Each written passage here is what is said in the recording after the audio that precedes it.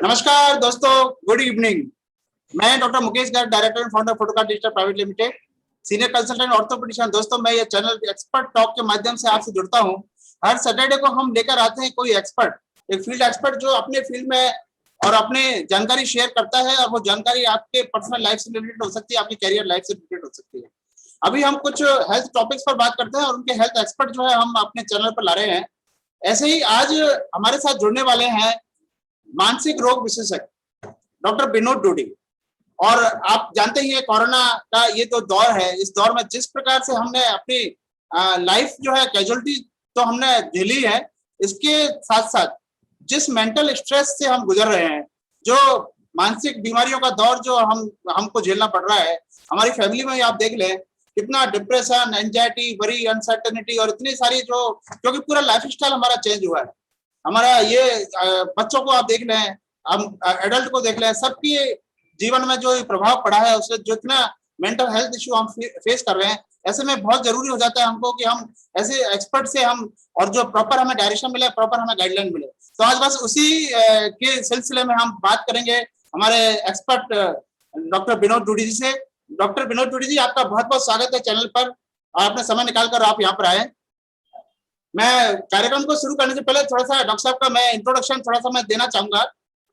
Doctor साहब जो है साइकेट्रिस्ट है, नशा रोग मुक्ति एंड मानसिक रोग संबंधित जितनी भी बीमारी है उनमें एक्सपर्ट है। डॉक्टर साहब का खुद का डूडी हॉस्पिटल नाम से सेटअप है हिसार में। हिसार में आपका खुद का सेटअप है। इससे पहले आप कई सरकारी ऑफिसर्स के पद पर भी आप रहे हुए हैं। और तो मैं बहुत बहुत स्वागत करता हूँ विनोद जी आपका, और आप आज आए, आप जुड़े हमारे दर्शकों से। और कुछ सवाल हैं जो दर्शकों के जो कॉमन सवाल हैं, वो मैं सवाल थोड़ा सा मैं आपसे तो उनके बारे में थोड़ा जानकारी लेना चाहूंगा। तो बहुत बहुत स्वागत है आपका विनोद जी। धन्यवाद डॉक्टर मुकेश। और मेरे को बड़ी प्रसन्नता हो रही है कि मेरा खुद का बैचमेट डॉक्टर मुकेश, हमने साथ में MBBS 91 बैच में स्टार्ट की थी, और आज मेरे ये दोस्त, मेरे बैचमेट खुद इंटरव्यू ले रहे हैं मेरा, और ये अच्छी बात है, बड़ा अच्छा लग रहा है, बड़ी खुशी हो रही है। और ये जो इश्यू है डॉक्टर मुकेश ने जो चुना है, कोरोना का जो इफेक्ट है मेंटल इलनेस पे क्या हो सकता है, तो मैं इनका बड़ा धन्यवाद करता हूं कि आप लोगों के सामने मेरे को रूबरू होने का मौका मिला। तो डॉक्टर मुकेश, आप शुरू कर सकते हैं। मैं थोड़ा मेरा परिचय दे देता हूं। मैंने SMS मेडिकल कॉलेज से MBBS किया था। उसके बाद में मैंने हरियाणा गवर्नमेंट की जॉब ज्वाइन कर ली, और उसके बाद में मैं अपने PGIMS में डिप्टी MS के तौर पर काम किया। उसके बाद में मैंने PG की, उसके बाद 3 ईयर का सीनियर रेजिडेंट का वो किया, और उसके बाद गुड़गांव में मैंने 2 साल अपनी सर्विस दी सिविल हॉस्पिटल में, और अपने सिविल हॉस्पिटल हिसार के अंदर 5 साल तक as a district nodal officer के तौर पर काम किया। उसके बाद में 20 साल की सर्विस होने के बाद में मैंने वॉलंटरी रिटायरमेंट ले ली। बहुत बहुत धन्यवाद अपना इंट्रोडक्शन देने के लिए विनोद जी। मैं सबसे पहले डॉक्टर साहब आपसे एक चीज जानना चाहूंगा। आपने देखा है कोरोना का ये पीरियड दौर चल रहा है, अभी भी हम पूरी तरह से उससे उभरे नहीं है। पिछले साल भी ये रहा, इस साल भी ये रहा। ऐसे में क्या आप को लगता है कि जो मानसिक बीमारियों का ये दौर है, ये सिर्फ उन्हीं को प्रॉब्लम ज्यादा हुई है कि जो ऑलरेडी पहले मेंटल हेल्थ इश्यू से गुजर रहे हैं, या जो नए जो जिनको पहले किसी प्रकार का कोई इश्यू नहीं था, वो भी इससे सफर हुए हैं? आपको जितने पेशेंट आते हैं आपके OPD में, उससे आपको पता लगता होगा, एक असेसमेंट होता होगा कि क्या है सिनेरियो, क्या है एग्जैक्ट जो है, वो थोड़ा सा आप बताने का। डॉक्टर मुकेश, आपने बड़ा अच्छा क्वेश्चन पूछा। ऐसा है कि कोई भी जो वायरल इलनेस हो या बैक्टीरियल इलनेस हो, और वो जो है ना कई प्रकार से हमारे जो है ना ब्रेन के ऊपर इफेक्ट डालती है। जी जी। तो वैसे ही कोरोना जो वायरस है वो भी हमारे को 3 तरह से ब्रेन के ऊपर इफेक्ट डालता है। सबसे पहले बायोलॉजिकल इफेक्ट, जैसे अगर कोरोना होता है किसी को तो सब बुखार होता है, बुखार की वजह से साइटोकाइनिन स्टॉर्म्स डेवलप होता है। उसकी वजह से हमारे ब्रेन के अंदर जो अपने सीरोटोनिन और डोपामिन और एड्रेनलिन, नोरएड्रेनलिन, ये जो जितने भी न्यूरोट्रांसमीटर्स हार्मोन्स हैं वो डिस्टर्ब होते हैं। उनके डिस्टर्बेंस की वजह से हमारे डिप्रेशन की बीमारी हो सकती है, साइकोसिस हो सकता है, ये किसी भी लेवल तक हो सकता है, जैसे एक्यूट स्ट्रेस रिएक्शन से लेके सिजोफ्रेनिया लाइक बिहेवियर भी आ सकता है। तो ये तो एक प्रकार से ब्रेन में जो बायोलॉजिकल जो इफेक्ट आता है वो उसकी वजह से होता है। एक आदमी की, इंसान की कोई भी साइकी के ऊपर भी किसी भी बीमारी का हमारे इफेक्ट पड़ता है। तो साइकी, अब जैसे कोरोना आया, कोरोना एकदम से हमारे को ना नई एक बीमारी आई जिसकी इन्फेक्टिविटी इतनी ज्यादा है कि हम किसी भी तरह से इसको बचने की कोशिश करते हैं, लेकिन ये हमारे को कहीं न कहीं चिपक जाती है। जी जी तो इन्फेक्टिविटी, सबसे ज्यादा इन्फेक्टिविटी अफेक्ट कर रही है कोरोना की। जी हालांकि इसमें कोई दो राय नहीं है कि मोर्टेलिटी जो है कोरोना की बहुत कम है, और जी ये हमारे लिए अच्छी बात भी है, जी क्योंकि मोर्टेलिटी इसकी जो है लेस देन 2% है।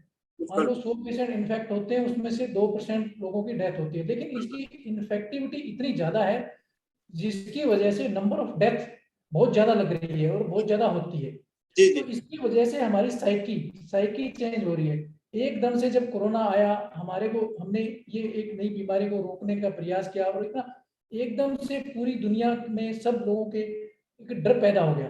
तो बिल्कुल डर की वजह से हमारा जो साइकोलॉजिकल सिस्टम है वो एकदम से चेंज हो गया। तो बिल्कुल मतलब ये है कि जैसे कहीं कहीं पर भी जिस प्रकार से बीज होता है, मिट्टी होती है, जी जी और उसको पानी मिल जाए तो पौधा तैयार हो जाता है। बिल्कुल बिल्कुल तो हमारी जो साइकी थी उसके अंदर कहीं न कहीं कुछ न कुछ साइकेट्रिक जो ट्रेड्स या साइकेट्रिक कंपोनेंट्स पड़े होते हैं, जी जी लेकिन जैसे स्ट्रेस आता है उसकी वजह से साइकेट्री की जो बीमारी है वो, उसके सिम्टम्स डेवलप हो जाते हैं, साइकेट्री की बीमारी पैदा होने लग जाती है।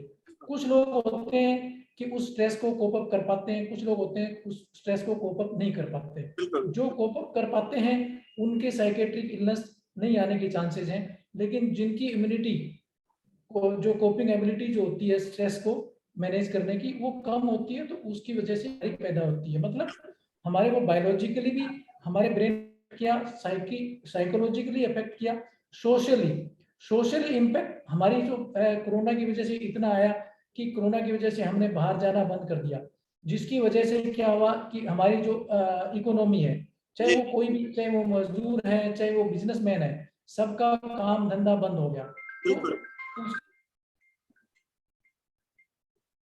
उसकी वजह से हमारे हमारा जो सोशल इम्पैक्ट, अगर बिल्कुल किसी को कोरोना की बीमारी होती है तो सबसे बड़ा सोशल इम्पैक्ट क्या होता है कि वो सोसाइटी से थोड़ा सा कट जाता है, क्योंकि बिल्कुल नहीं है कि लोग उससे नफरत करते हैं, बिल्कुल लोग उससे बचने की कोशिश करते हैं, उसके बचने की कोशिश में उसको ये लगता है कि मेरे से लोग दूर भाग रहे हैं, दुर्भाग्य और उसको ये एक सोशल स्टिग्मा पैदा हो गया उसको। जी जी लेकिन अब इसमें किसी का दोष नहीं है, ना तो सामने वाले का दोष है ना उसको दोष है, लेकिन इसमें हम कैसे इस प्रकार से इस चीज से बाहर कैसे निकलें। तो जी इसके लिए क्या होता है कि जैसे हम क्या करते हैं, हम खुद भी डरते हैं कि मेरे को अगर कोरोना हो गया तो मेरी फैमिली मेंबर के कोरोना ना हो जाए, तो इसलिए हमें ये भी डर लगता है कि हम हमारी फैमिली मेंबर से भी कांटेक्ट में ना रहें। बिल्कुल लेकिन ऐसा नहीं है, हमें हमारे जो प्रिकॉशंस है, एहतियात बरतते हुए हमारे फैमिली के सदस्यों के कांटेक्ट में रह सकते हैं। जैसे प्रॉपर फेस मास्किंग, तो जी प्रॉपर फेस मास्किंग मतलब हम क्या करते हैं, फेस मास्क तो यूज करते हैं लेकिन उसको प्रॉपर यूज नहीं करते। बिल्कुल प्रॉपर फेस मास्क लगाना जरूरी है। प्रॉपर का मतलब कि हमें नाक के ऊपर से लेके हमारी चिन ठोड़ी के नीचे तक लेके आना है, मतलब बिल्कुल हमारा हाथ जो है कभी भी नाक और मुंह के और आंख तक ना पहुंचे। सबसे बड़ा हमारा जो ट्रांसमिशन जो होता है कोरोना का, वो इन दो चीजों से होता है, हाथ इन चीजों पे जाता है, हमारा ट्रांसमिशन होता है। तो हमारा सोशल जो इम्पैक्ट आया वो इसकी वजह से आया कि हमारे को एक स्टिग्मा क्रिएट कर दिया इस बीमारी ने, कि हम हमारे रिश्तेदारों से, हमारे दोस्तों से, हमारे अपनों से भी मिलना बंद कर देते हैं। बिल्कुल तो मिलना बंद करने की जरूरत नहीं है। तो हमारे को कोरोना ने हमारी जो मेंटल इलनेस को तीन तरह से अफेक्ट किया। जी सबसे पहले ऑर्गेनिक कोज हो गया, सेकंड वन साइकिक चेंज कर दी, थर्ड वन सोशल इम्पैक्ट, जो सबसे बैड इम्पैक्ट, एक इंसान अगर बीमार होता है उसकी वजह से उसका काम धंधा बंद हो जाता है, उसकी फैमिली मेंबर्स हैं वो बिजी हो जाते हैं, बिल्कुल दूसरों को डर लगा रहता है कि हमारे बीमारियां ना हो जाए, उसकी बीमारी के लिए हम डॉक्टर्स के पास जाते हैं तो उसकी वजह से हमारा खर्चा लग रहा है। तो मतलब ये सोशल जो इम्पैक्ट है वो सबसे ज्यादा इन तीनों में, दोनों में से, तीनों में से सबसे ज्यादा इम्पैक्ट जो है ना हमारा सोशल इम्पैक्ट बिल्कुल रहा। बिल्कुल बिल्कुल आप बिल्कुल सही कह रहे हैं। मेरे को ये लगता है कि ये जो कम्युनिकेशन का जो गैप रहा है, जो सोशल स्टिग्मा ऐसा हुआ, जैसे कोरोना के फेज में डेफिनेटली आइसोलेट रहना है, वो रहना है, एक वो सबसे बड़ा इम्पैक्ट रहा है। लेकिन उसमें भी क्या है कि हमने कई बार क्या है कि हम जो टेक्नोलॉजी का इस्तेमाल नहीं किया, जैसे मुझे लगता है जैसे वीडियो कॉलिंग का है, आज जूम में आप जो फैमिली मीटिंग रखे हैं, आप जूम में जो है आप एक ऐसा वर्चुअल आप मीटिंग रख सकते हैं। ये इस तरह के तरीके थे जो अगर अडॉप्ट करते तो एक जो आइसोलेशन वाला जो माहौल जो क्रिएट हुआ, वो उससे बहुत काफी हद तक बच सकते थे। तो कुछ आपको ऐसा कुछ और कोई प्रिवेंटिव मेजर्स ऐसे लगते हैं जिन्हें हम ये कह सकते हैं भाई इन प्रिवेंटिव मेजर्स को अगर हम अपनाएं ऐसी सिचुएशन में, तो हम काफी हद तक जो है मेंटल इलनेस के दौर से जो है वो और बच सकते हैं।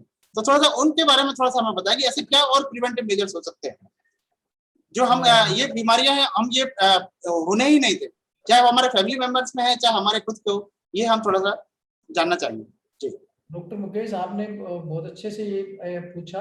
ये बिल्कुल सही है कि हम जो एहतियात बरत सकते हैं ताकि हमारे जो है ना साइकेट्रिक इलनेस होने से हम बचे। जी देखिएगा कि जैसे हमने तीन पार्ट बताया कि आप ऑर्गेनिक कोज रहा, साइकी चेंज हुई और सोशल इम्पैक्ट हुआ जिसकी वजह से हमारी साइकेट्रिक इलनेस आई। तो हमें इन तीनों को ही रोकने की जरूरत है। जी सबसे पहले जैसे ही हमारे कोरोना के सिम्टम्स वगैरह लगते हैं, फीवर वगैरह लगती है, तो तुरंत हमें डॉक्टर से सलाह लेके प्रॉपर ट्रीटमेंट लेने की जरूरत है। बिल्कुल कोरोना अगर कोरोना का प्रॉपर ट्रीटमेंट हम लेते हैं तो ये एक जनरल जो इन्फ्लुएंजा लाइक इलनेस है, इससे घबराने की जरूरत नहीं है। और मैंने ये शुरू में बताया कि इसकी मोर्टेलिटी जो है बहुत कम है। अगर हम घबराएं नहीं, डरे नहीं और इसके सामने ठीक से इसका इलाज स्टार्टिंग से ही अपने जैसे ही इसका पता चलता है टेस्ट करवा के और ठीक से दवाइयाँ शुरू कर देते हैं, तो जो साइटोकाइनिन जो स्ट्रॉम्स होता है उसको डेवलप होने से बचा सकते हैं। वो डेवलप नहीं होता है तो उसकी वजह से हमारे जो ब्रेन के अंदर चेंजेस जो आए, जैसे डोपामिन है, सीरोटोनिन है, एड्रेनलिन है, नोरेड्रेनालिन है, इनका जो चेंजेस आया, तो हम इनको चेंजेस को आने से रोक सकते हैं। तो बिल्कुल फर्स्ट तो हमने जैसे ही हमारे को इलनेस का पता चलता है, हमें घबराने की जरूरत नहीं है, डरने की जरूरत नहीं है, हमारे को इससे लड़ने की जरूरत है ठीक तरीके से। जिस प्रकार से कहते हैं ना, जो एक चुटकुला भी चलता है, अपने टीवी में भी आ जाता है कि कोरोना से हमें लड़ना है, डरना नहीं है, बीवी से डरना है, लड़ना नहीं है। तो ये बिल्कुल फैक्ट है कि हमें कोरोना के बारे में एहतियात बरतने की जरूरत है। जैसे ही हमारे को पता चले, हमारे को इलाज शुरू कर देना चाहिए। फिर भी हम कई बार क्या होता है कि जो पैथोलॉजी है, किसी की इम्यूनिटी कम है, किसी में हमने सारी एहतियात बरतने के बाद में भी कई बार ऐसा होता है कि वो जो बीमारी है वो हमारे को इस प्रकार से ग्रसित हो जाती है कि हमारी सीवियरिटी बढ़ जाती है। तो उसके बाद में हमारे को हमारी जो साइकी है उसको भी हमें स्ट्रॉन्ग करने की जरूरत है। कैसे? कोई भी चीज है, देखिएगा, हमने हमारी तरफ से कोशिश की कि हमने इनिशियल स्टेज पे मेडिसिन देना शुरू कर दिया, हमने इनिशियल स्टेज पे सारी जो एहतियात बरत ली। फिर भी अगर कोई भी बीमारी हमारे साथ में लड़ रही है और हमारी बॉडी उसको हराने में या उसको मैनेज करने में असक्षम है, तो इसका ऐसा है कि इसमें हमें घबराने की जरूरत नहीं है, हमें साइकोलॉजिकली डिप्रेस या साइकोलॉजिकली स्ट्रेस लेने की जरूरत नहीं। अगर वो हम लेते हैं तो हम और ज्यादा हमारी इम्यूनिटी को कम कर लेते हैं। तो हमें ये देखिएगा, हम सभी भगवान पे विश्वास करते हैं, तो हमें एक प्रकार से ये मानना चाहिए कि हमें जो करना है, हमारी तरफ से जो करना है वो हम कर रहे हैं।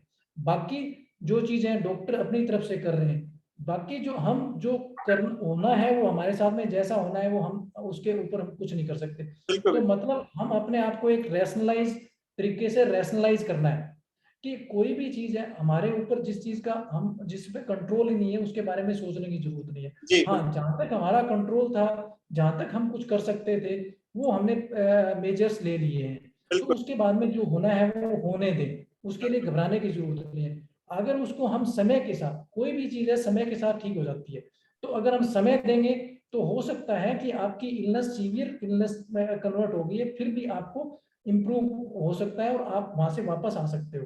वापस आने के बाद में भी क्या होता है कि कई बार आज के दिन हमें क्या लगता है कि जैसे कोरोना पोस्ट कोविड जो कॉम्प्लिकेशंस है उसका डर डर ज्यादा है, बताया ना, कोरोना का डर ज्यादा है। डर से साइकी हमारी चेंज हो रही है, साइकी चेंज होने से हमारे को स्ट्रेस पैदा हो रहा है, स्ट्रेस पैदा होने की वजह से हमारे जो हार्मोन्स जो होते हैं, जो हमारे न्यूरोट्रांसमीटर्स होते हैं, जो हमारे हमारे साइकेट्रिक इलनेस होने से बचाते हैं, वो हमारे रिड्यूस हो जाते हैं स्ट्रेस की वजह से। और उसकी वजह से रिड्यूस होने की वजह से हमारे साइकेट्रिक इलनेस पैदा हो जाती है।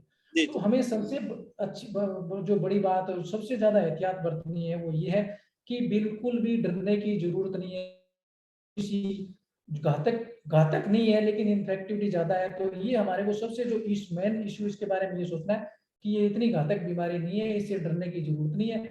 अगर इसका हम ठीक से, थोड़ा सा भी ठीक से दिमाग को शांत रखते हुए, इलाज लेते हुए और समय बिताते जाएंगे तो हम इससे बाहर आ सकते हैं। जिस प्रकार से, मैं एक एग्जांपल देता हूँ क्रिकेट का, जिस प्रकार से क्रिकेटर होते हैं, कई बार एक बॉलर है, वो अच्छा बॉलर आ गया तो उस टाइम उसको हमें, अगर वो बॉलर बैट्समैन थोड़ा सा समझदारी से बैटिंग करता है, से बैटिंग करता हुआ निकल जाता है, तो कुछ ऐसे ओवर भी आते हैं जिसके अंदर वो अच्छी बैटिंग कर सकता है। तो वैसे ही हमारे को कोरोना से ना डर के, कुछ जो खराब दिन होते हैं कोरोना के, उनको बड़े आराम से और थोड़ा थोड़ा है ना, उसको दवाइयों के साथ में निकालते रहना चाहिए, बाद में अच्छे दिन आ जाते हैं।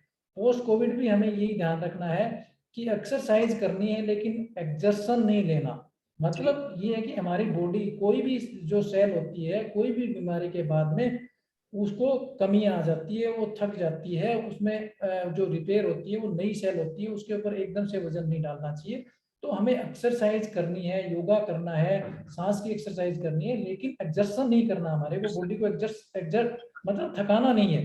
हम जहाँ तक कोई एक्सरसाइज कर सकते हैं, जहाँ तक थकान ना हो, 5 मिनट की, 10 मिनट की, 15 मिनट की, इतनी एक्सरसाइज भी हमारे लिए काफी होती है और उससे हमारे को एक बूस्टअप मिलता है, ताजगी मिलती है।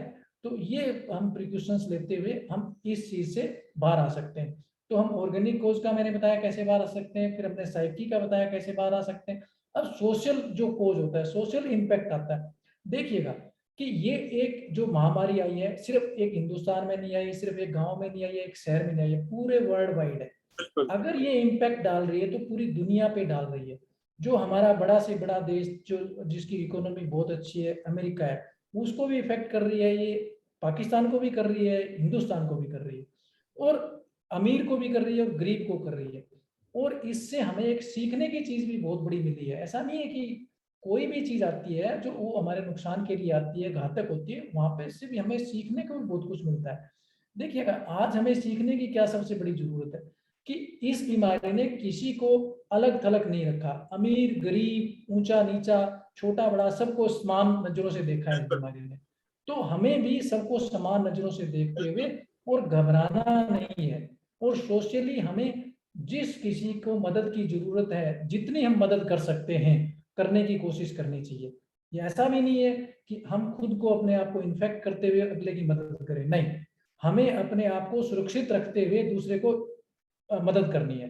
ताकि नहीं तो हमारी एक बर्डन, जो हमारे परिवार की बर्डन है, किसी भी इंसान ने अगर अपने आप को सुरक्षित कर लिया तो अपने परिवार को भी सुरक्षित करेगा, अपने परिवार को कर लिया तो अपने गांव को करेगा, अपने गांव को करेगा तो अपने शहर को करेगा, शहर को करेगा तो देश को करेगा, देश को करेगा तो पूरे संसार को करेगा।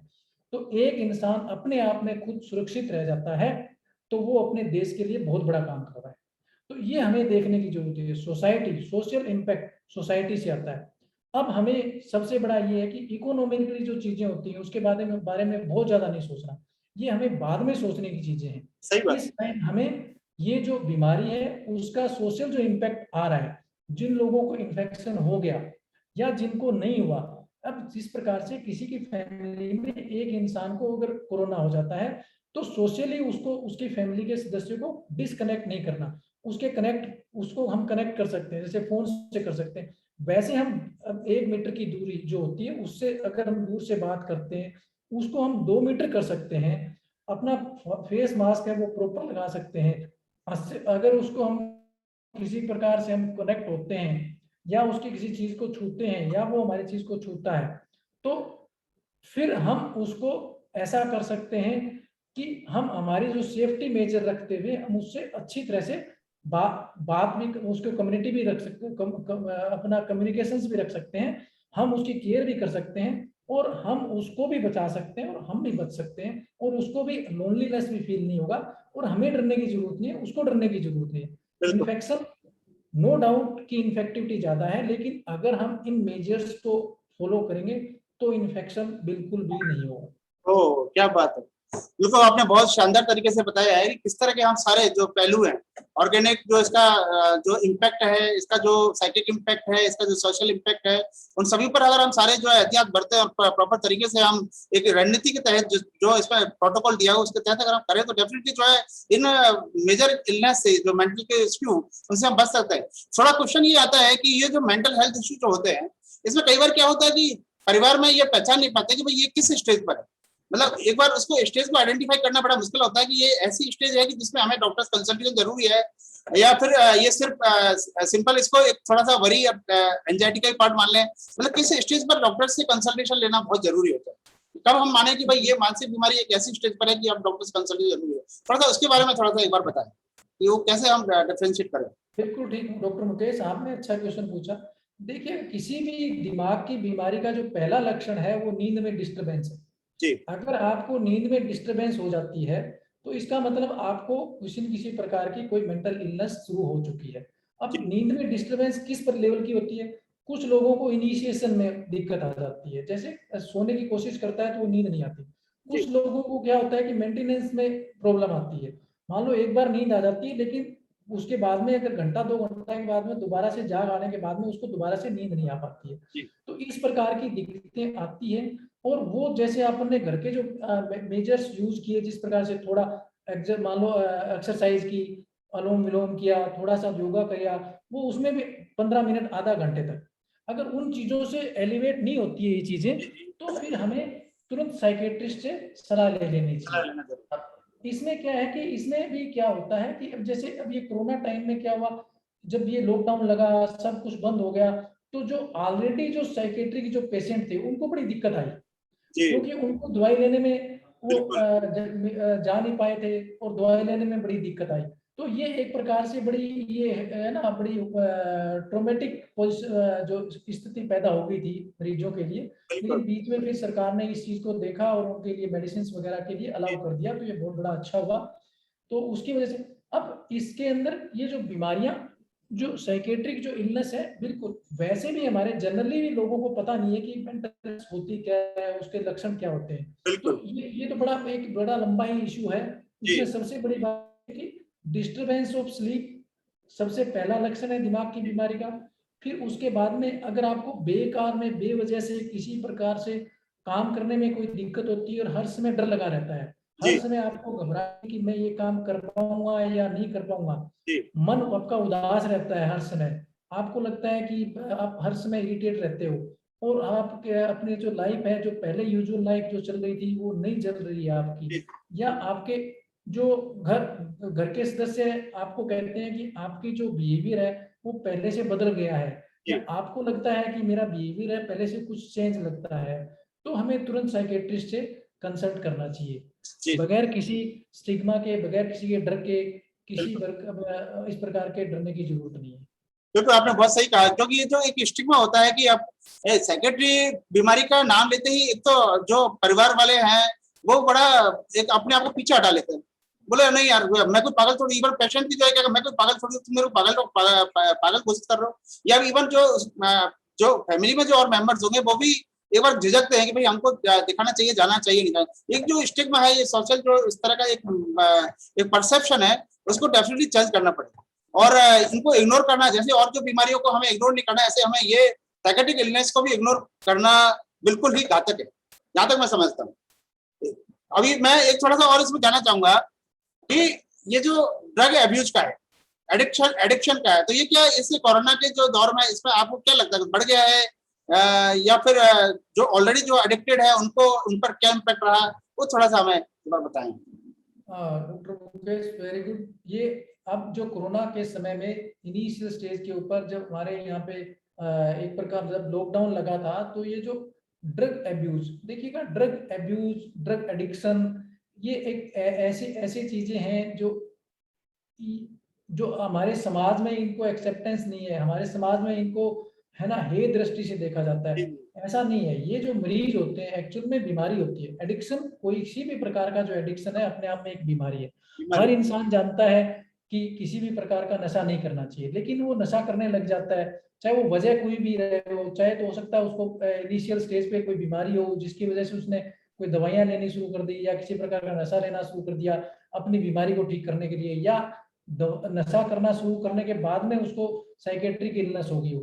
तो अब कोरोना टाइम में क्या हुआ, जैसे ही एकदम से लॉकडाउन हुआ, जैसे शराब बंद हो गई, दूसरे जो नशे हैं वो भी बंद हो गए, तो उसके अंदर जो एडिक्ट ऑलरेडी एडिक्ट थे उनको बड़ी परेशानी हुई है। बड़ी परेशानी। क्योंकि अगर शराब एकदम से बंद हो जाती है तो उसको हम जैसे अगर मेडिसिन के साथ में शराब बंद होती है तो वो जो उसके विड्रॉल जो सिम्टम्स होते हैं उनको मेडिसिन से रोका जा सकता है। लेकिन एकदम से बंद होने की वजह से उनको विड्रॉल सिम्टम्स आने लगे, लोगों को ना साइकोसिस में भी गए हैं, जी लोग डिलीरियम में भी चले गए।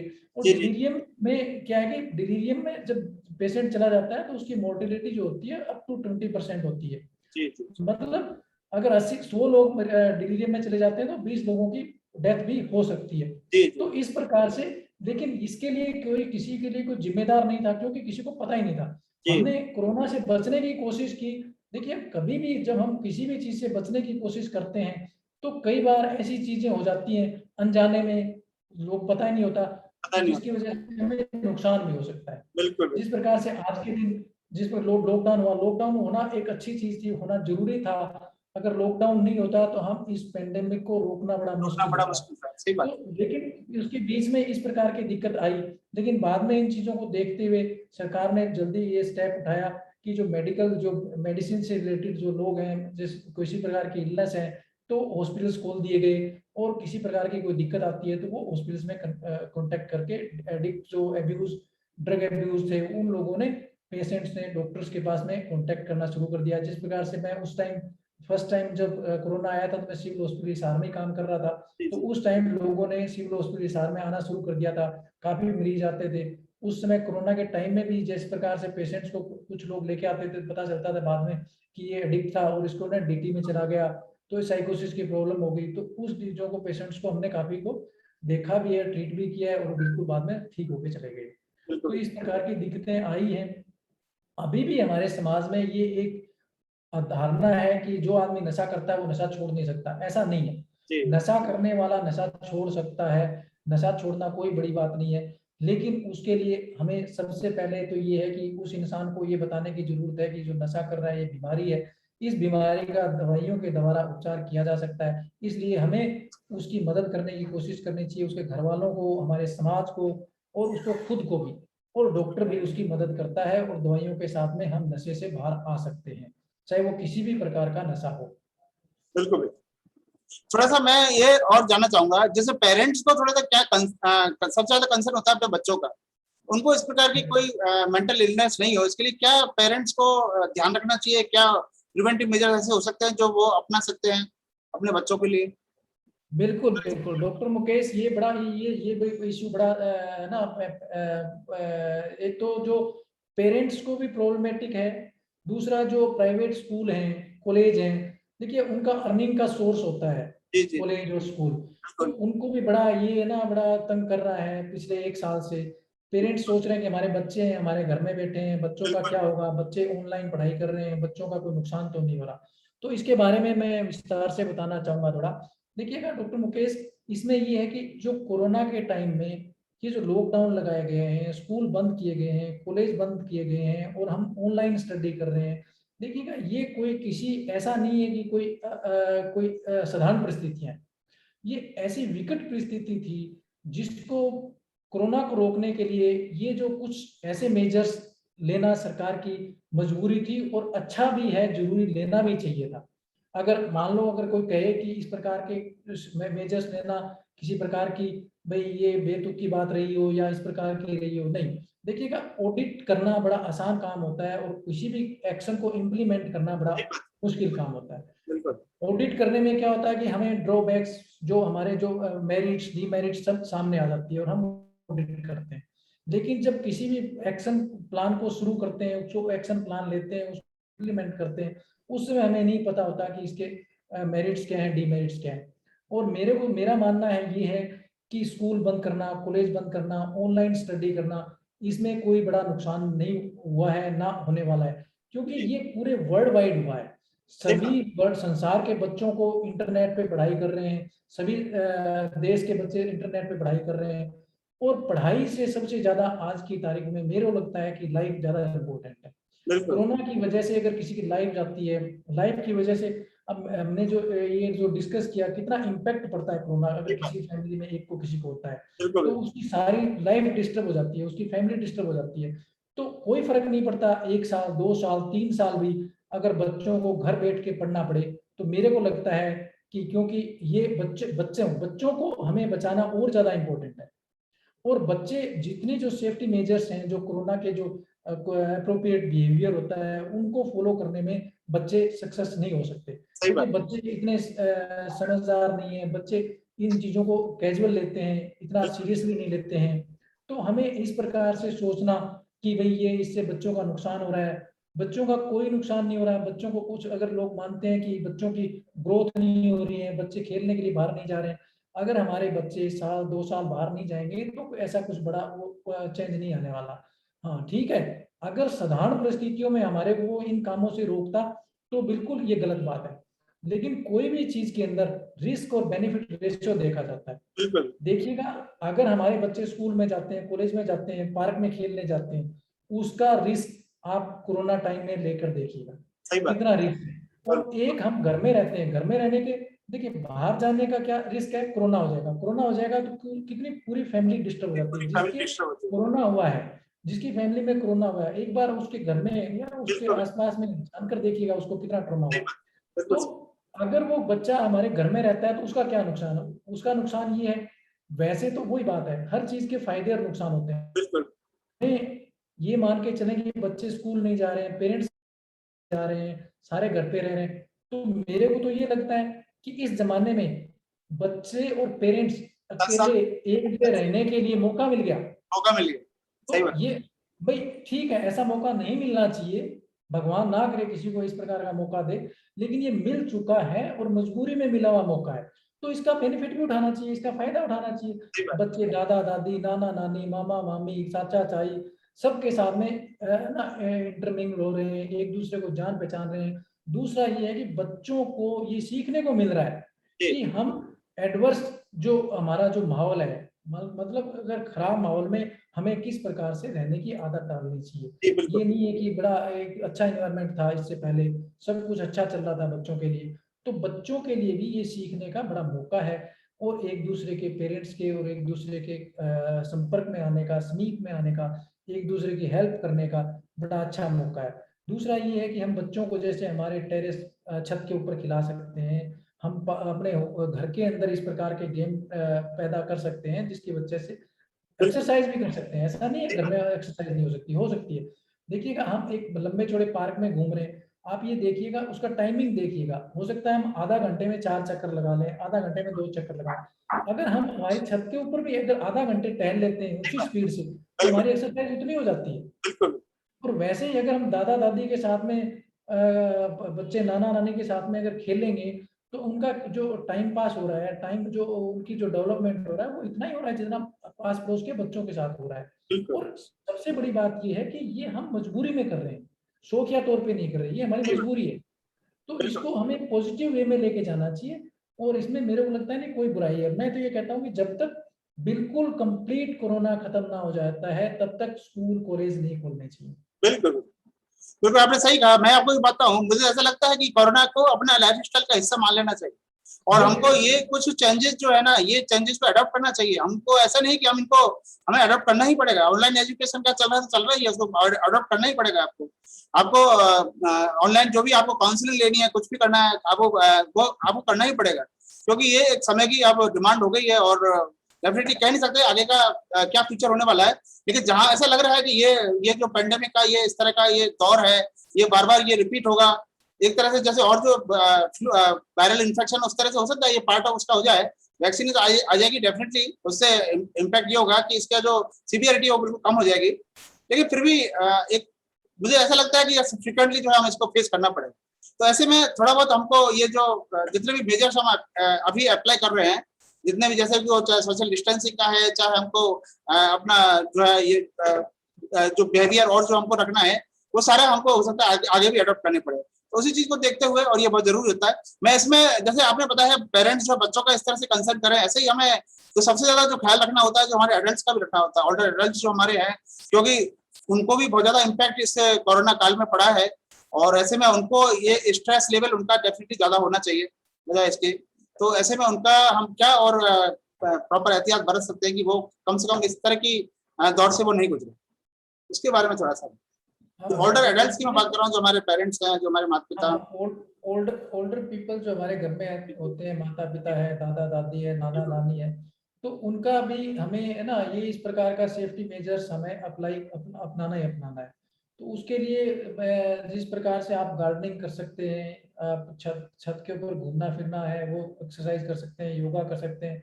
दूसरा ये सेफ्टी मेजर जो है ना सबसे इम्पोर्टेंट है। देखिए मैंने पहली बार ही कहा था, पहले भी कहा है कि जो प्रॉपर मास्क पहनने का मतलब, कुछ लोग क्या करते हैं मास्क पहनते हैं वो हम नाक से नीचे आ जाता है, कभी कभी हम उसको थोड़ी सी ऊपर ले जाते हैं। जी जी चाहे वो आप किसी भी लेवल का मास्क पहनो, चाहे कपड़े का पहनो, ट्रिपल लेयर का पहनो, 95 का पहनो, लेकिन वो प्रॉपर आपको नाक और मुंह को कवर करता होना चाहिए। जी जी और बीच बीच में हटाना नहीं है हमारे को, उसको रेगुलर रखना है जब हम बाहर जाएं। तो ये हमारे को मेजर्स अप्लाई करना है। उसके बाद में किसी भी तरह से अगर किसी भी प्रकार से हमारे पेरेंट्स ओल्ड एज के पर्सन को इन्फेक्शन हो भी जाता है तो हमें उनकी देखिएगा इम्यूनिटी, चाहे वो मेंटल इलनेस से संबंधित इम्यूनिटी है, चाहे वो फिजिकल इलनेस के प्रति उनकी इम्यूनिटी है, दोनों ही इम्यूनिटी जो है होती है वो कम होती है। तो हमें उनको एहतियात के तौर पर सबसे पहले ये है कि उनकी तुरंत उसका इनका इलाज शुरू करना चाहिए, चाहे वो मेंटल इलनेस का है चाहे वो फिजिकल इलनेस का है। बिना देरी करे, बिना समय गंवाए तुरंत हमें उनको समय देते हुए, सबसे बड़ी बात यह है कि हमें पेरेंट्स को समय देना जरूरी है। उससे बिल्कुल उनकी इम्यूनिटी अपने आप बूस्टअप हो जाती है। जी बच्चों को, अपने जो छोटे बच्चे हैं उनको सिखाएं कि दादा दादी नाना नानी के साथ में समय व्यतीत करें, तो जिसकी वजह से उनकी इम्यूनिटी बिल्कुल। बूस्टअप होगी और वो इस बीमारी से लड़ पाएंगे। इसमें थोड़ा सा मैं ये जानना चाहूंगा, जैसे जो वायरल इन्फेक्शन होता है तो ये जैसे ऑर्गेनिक जो इम्पैक्ट होता है इसका, जैसे आप कहते हैं कि इसमें जो हार्मोन्स का चेंज होता है, सेरोटोनिन का लेवल का चेंजेस होता है, ये सारे चेंजेस, जैसे इसका कुछ ऐसा होता है कि इसकी सीवियरिटी, जो मेंटल इलनेस की सीवियरिटी इसलिए ज्यादा होगी उनमें, या जो साइकोलॉजिकल इम्पैक्ट हुआ है, जैसे कि किसी फैमिली में कोई कोरोना के कारण किसी की डेथ हो गई, तो उस फैमिली में ज्यादा स्ट्रेस और वरी रहेंगे तो वहां पर ज्यादा चांसेस है कि मेंटल इलनेस हो, या फिर उसको कोरोना इन्फेक्शन हुआ किसी को, उसको ज्यादा चांसेस है कि उसको मेंटल इलनेस और किसी प्रकार की साइकेट्रिक इलनेस हो। दोनों में से किसमें ज्यादा आपको लगता है कि वो?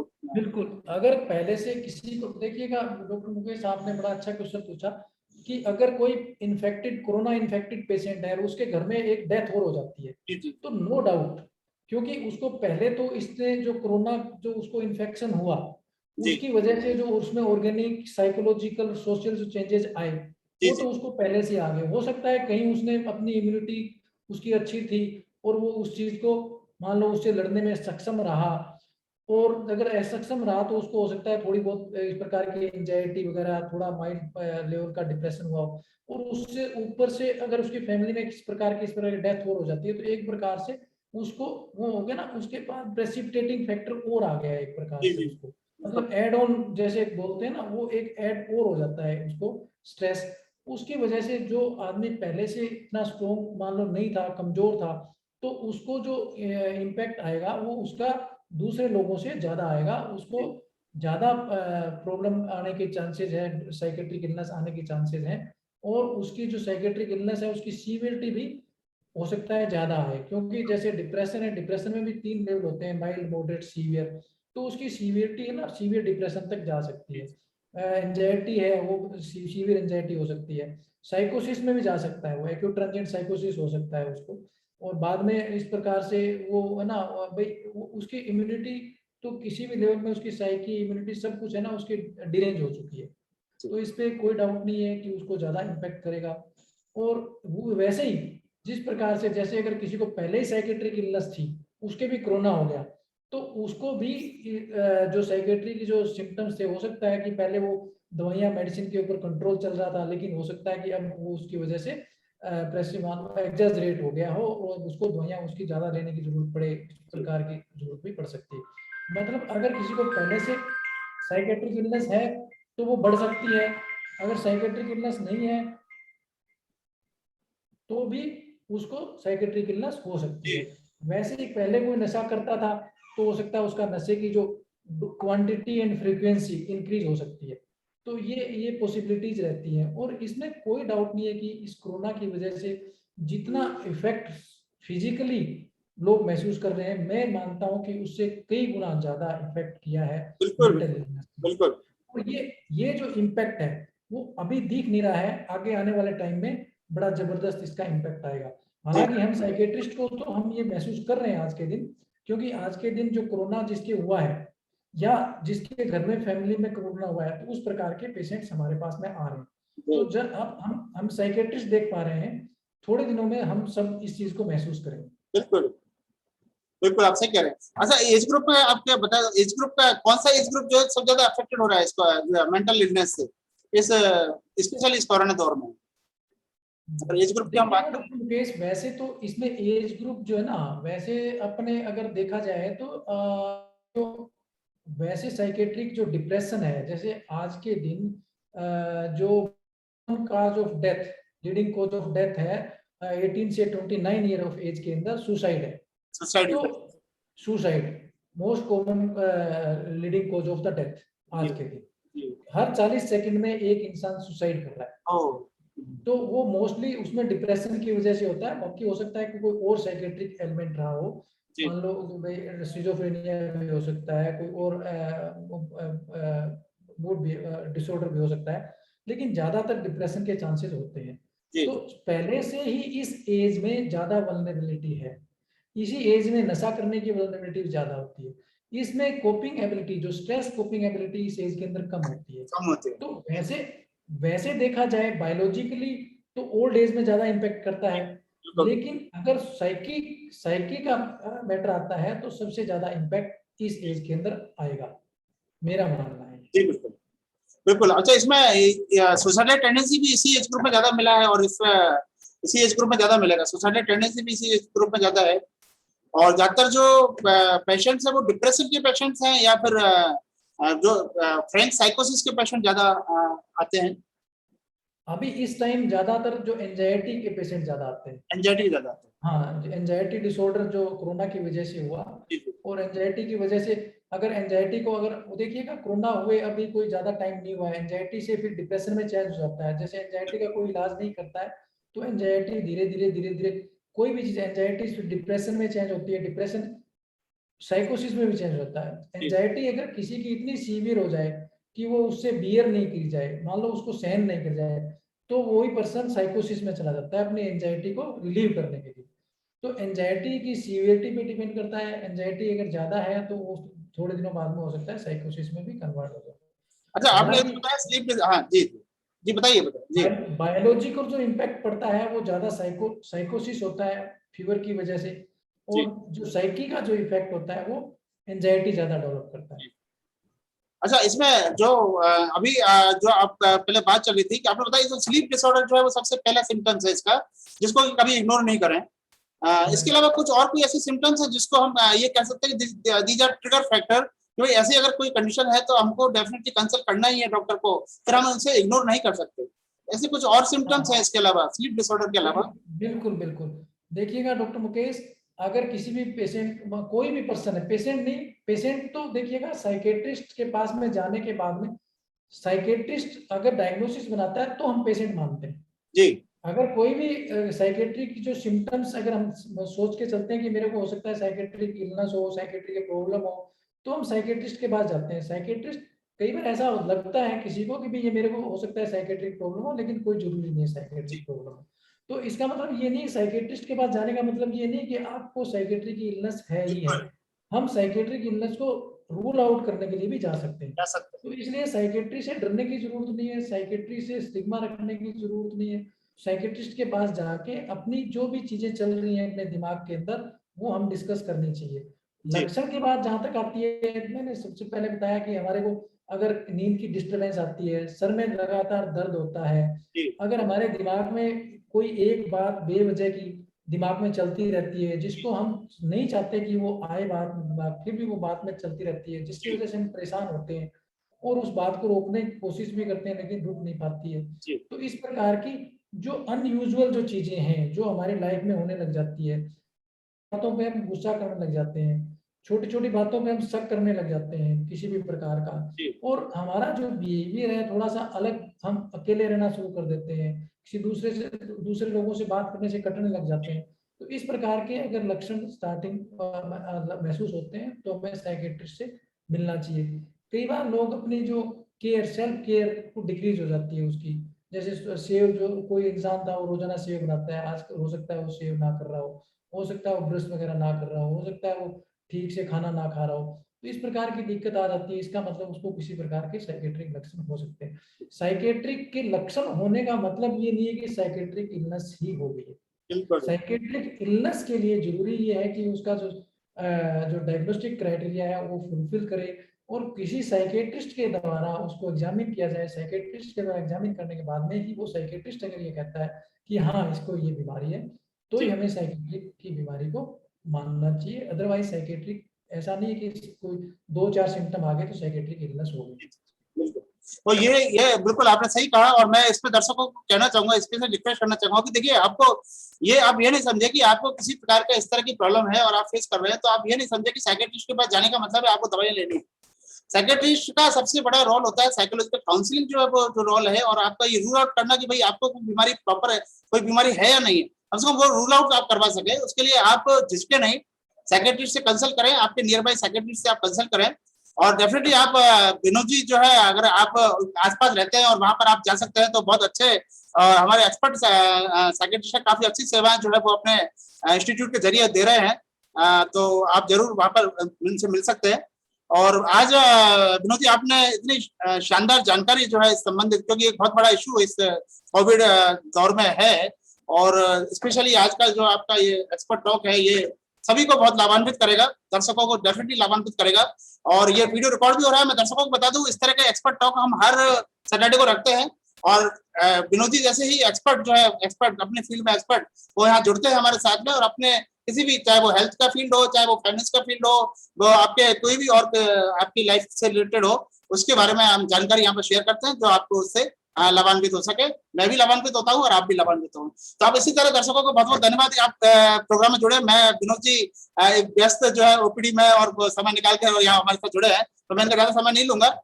काफी जानकारी जो है हमने आपसे ली है, तो बहुत बहुत धन्यवाद, आप हमारे प्रोग्राम में हमारे साथ जुड़े। और मैं आज बहुत प्राउड फील कर रहा हूँ, विनोद जी मेरा बेस्टमेट है, मेरे कॉलेज मेट है। आज बहुत दिनों बाद इनसे इस बहाने मिलना भी हो गया, जुड़ भी गए, कनेक्ट भी हो गए। तो थैंक यू वेरी मच। और मैं सभी दर्शकों को एक बार विशेष धन्यवाद और थैंक यू। धन्यवाद डॉक्टर मुकेश, मेरे को आपके ये फोटो कार्ड से जुड़ने का मौका देने के लिए, और सबसे बड़ी बात यह है कि इतने लोगों से मेरे को रूबरू होने का मौका दिया। मैं आपका बड़ा धन्यवाद करता हूँ। Thank you. Thank you.